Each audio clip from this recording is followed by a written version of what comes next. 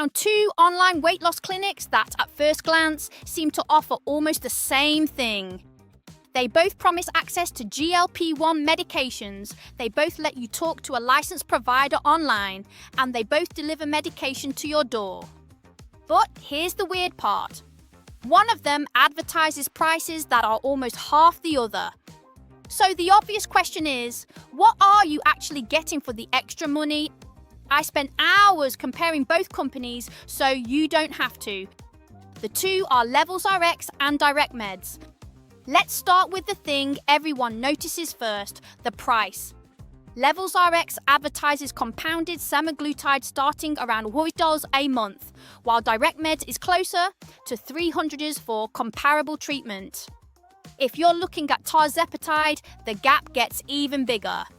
LevelsRx starts around $240 a month, while DirectMeds can be roughly double that depending on your plan. That's a huge difference. Whenever I see a price that's much lower than the competition, I always ask the same question. Is it actually a better deal, or is there a catch? So I started looking deeper. Both companies work in a similar way.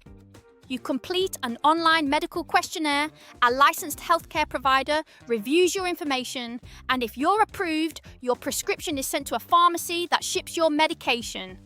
On paper, they sound very similar.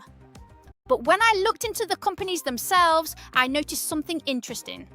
DirectMeds has been around longer and has served a lot more customers.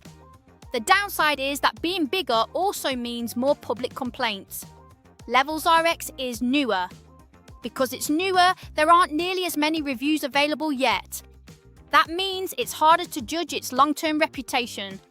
On the other hand, I didn't find the same kind of public regulatory concerns that I found with DirectMeds. One thing that stood out was that the FDA previously sent DirectMeds a warning letter over certain marketing claims related to compounded GLP-1 medications.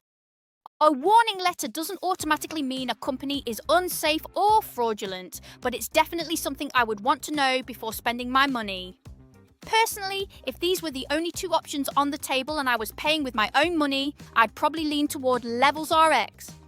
The lower monthly cost is hard to ignore, and I didn't find the same regulatory issue that appeared with DirectMeds. That said, I'd still make sure I understood exactly which medication I'd be receiving, which pharmacy was filling the prescription, and whether the advertised price stays the same as the dose increases. Sometimes the cheapest option really is the best deal. Sometimes it's not. The difference is usually hidden in the details, and those are the details worth checking before you sign up.